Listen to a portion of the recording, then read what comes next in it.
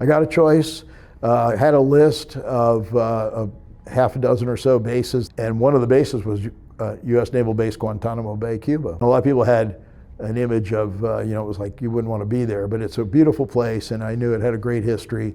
This was like a throwback in time to the 50s. We didn't hardly had any internet access, no cable TV. Everybody went downtown at night to watch the outdoor movie theater. Everybody knew each other, and the old Cubans were great. And little did we know that it would become historic as well. I went there in April of 2000, and I stayed until March of 2003. Gitmo was kind of like being the mayor of a small town, more than it was being a commanding officer, because we had a lot of civilians. When you look at the 3,000 people that are on the base, there weren't that many in uniform. We were mostly just, look, keep this base open. We're not going to give it back to Castro.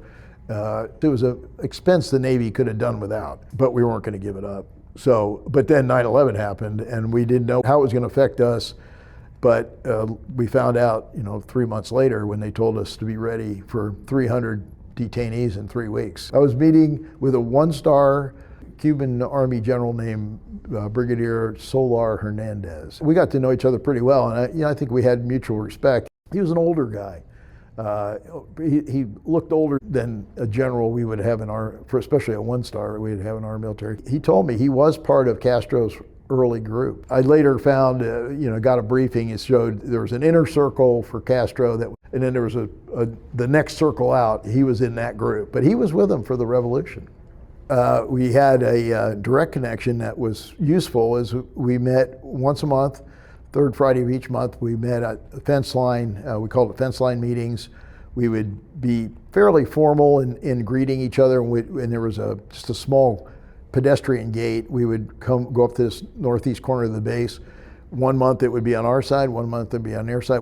We talked about joint firefighting exercises. We talked about the minefields that were on both sides, and we talked about the fence line itself, about the channel in the bay, all kinds of things.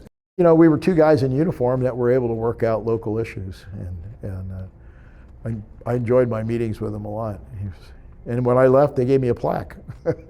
If you're going to go in the military, and I recommend people do, one of the things that you may not realize when you do it is that you're going to be part of history just because of the nature of the business. You'll be deployed somewhere, it'll be in a history book, and you'll be able to say, I was there, and you won't ever regret it.